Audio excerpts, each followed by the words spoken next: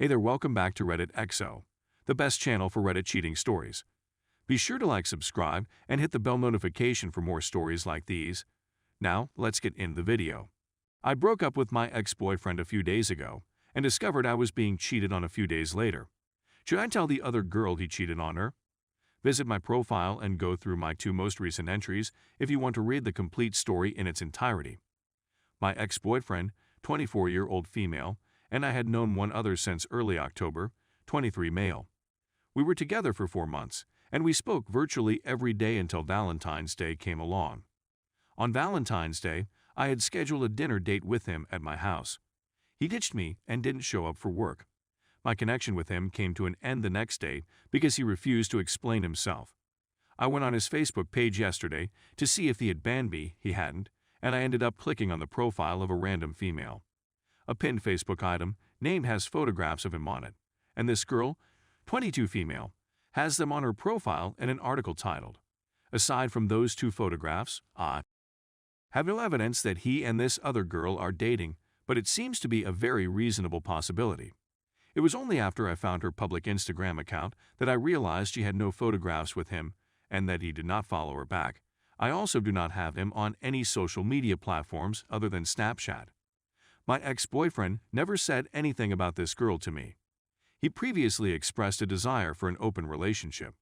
I wasn't completely against it, but I did tell him that I'd want to get tested for STD first and that we should always ask permission before meeting someone else for the first time. He acquiesced. When I explained to him how important my health was to me, he responded by saying that the last time he had was 3 months before we started seeing one another. The results of my STD test were returned to me earlier this month. I tested negative for HIV, and I'm awaiting the results of the other tests. I believe he left me because he was out on a date with this other woman, who I believe to be his actual girlfriend. I'm really taken aback, and my heart goes out to the lady. He also lied to me about his partners, which undermined my trust and put my health at risk. On Reddit, I made a post, and the replies seemed to be equally split on whether or not I should inform his girlfriend of my intentions. Whether I were in her shoes, I'd want to know if I was being taken advantage of, and I feel that this is the proper course of action. In contrast, he has nude images of me, and I'm frightened of repercussions if I speak out against him. Of course, I realize now that I shouldn't have shared my underwear with him. My heartfelt apologies for having done so. The information I supplied to him was recorded, and revenge porn is considered a criminal offense in my state. Several people have said that I being too petty, since I had no prior knowledge of this girl's existence until yesterday, and that she may not be concerned. People question whether I should do this for the sake of the girl or as a form of retribution. It's also feasible that they're in a relationship with an open door. In light of the fact that I have a finsta, my friends have offered to approach this woman on my behalf. One of my biggest concerns is that he hasn't been entirely forthcoming about his history. He showed me nudes of himself, with prior FWB twice in a short period of time, no faces, claiming he had consent to share them. Likewise, if I were in her shoes, I'd be interested in knowing about it. Given that this is a cheating subreddit, I'm anticipating a negative response, but I'd welcome any suggestions on how to proceed. Story 2. 8 years later and still beating myself up. So this isn't going to be your average post. To be clear, I was the one who cheated in this narrative. There is no explanation for what I did, but I feel the need to express myself. Please accept my apologies for the length of this. So, 2 weeks after graduating from high school, I relocated from Texas to Utah to live with my father, stepmother, and her 2 sons from a previous marriage. I eventually landed my first job in retail, which I really loved. I was far from the finest employee, but I gave it my all and participated in as many community activities as I could. I'd always been antisocial and didn't have a lot of friends. Those I did have were too little. Helping others always made me feel better and less furious. I gained the moniker God's Wrath in high school due to my anger, which kept me out of a lot of the fights. I began handwriting snail mail back and forth with my closest buddy, whom I had always had a special place for. I once attempted to assist her get over an ex-boyfriend while believing I'd never be able to be with her. We became more serious about having a relationship, and I vowed to return for her birthday. Keeping commitments is a major deal for me. I discovered I only had enough money for one trip, so I transferred back to Texas and made it. Her parents liked me, and my parents liked her. She spent Thanksgiving with my family, and I spent Christmas with hers, where I gave her a hand card part made from a scrap piece of 2x4. We had a little fun on one of our movie evenings, and she became pregnant as a result. We informed her mother, but we knew her father would tie me up. Less than a month later, on January 24, 2014, after a few weeks of her not really reacting to anything, I found out she miscarried. I can't claim it didn't bother me since I was enthusiastic about the thought of being a father. That afternoon, I paid a visit to a female acquaintance with whom I assumed my relationship was strictly platonic. Near the conclusion of the visit, the friend burst into tears and told me to go. My instincts kicked in for some reason, so I hugged her and stated I wanted to soothe her.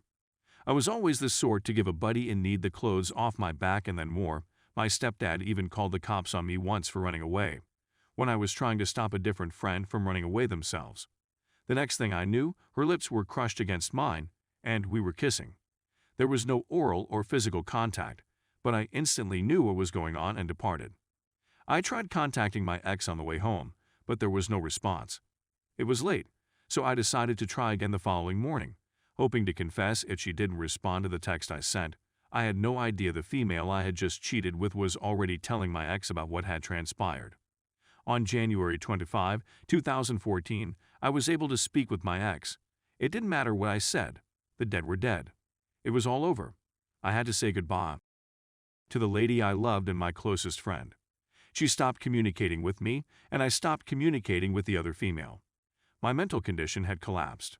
I began to self-harm in order to distract myself from the misery I was experiencing, beating my leg until it was badly bruised, or forcing myself to listen to music I knew would make me break down crying on repeat. I despised myself much more than before. I despised everything around me. It traumatized me to the point where I can't get the memory of what I did out of my brain, and I beat myself up every January and February. I tried moving on and finding other relationships, but they've all turned out to be brief flings that lasted no more than a week, despite my best efforts to make things work. I've gone to therapy, I've read, and I've experimented with new activities. I gave up wood carving, something I always loved. Nothing seems to help. As I strive to live by the serenity prayer, the self-hatred and fury have reduced a little. I've been having trouble sleeping lately since I've been watching r/surviving infidelity videos on YouTube. I'm not sure why, but I'm drawn to the narrative, and it reminds me of what I did. Edit. Thank you for taking the time to share your thoughts. I don't think I did anything wrong since I didn't immediately shove her away from me. Were you feeling the joy at the time? True, however, it does not serve as an excuse. Is it possible that I had a gnawing suspicion that my ex-boyfriend was cheating on me? Not that I wasn't concerned since she'd started dating the person I assumed I'd assisted her in getting over it began dating her. As far as I was aware, she had tied the knot with him. Her adultery never occurred to me, and I loved her with all my heart, not anticipating that she would betray my trust. Thank you everybody for your nice remarks, which I appreciate being reminded of. Due to inconsistency in my working hours, I haven't been able to relocate closer to my place of employment. I live about an hour away, and gas prices are increasing, so the gas mileage on my old Ranger isn't fantastic, but I like the old woman. Hopefully, I'll be able to get some help for my self-destructive behavior and apparent subconscious desire to reopen past wounds and emotionally harm myself in the not-too-distant future. Karma has struck once again, reminding me that she does not like me. Although I have some free time to sit and ponder, I also have time to meditate. It's all due of a single axe blow to the foot. It wasn't anything too significant, but it did do some damage to my Red Wing boots.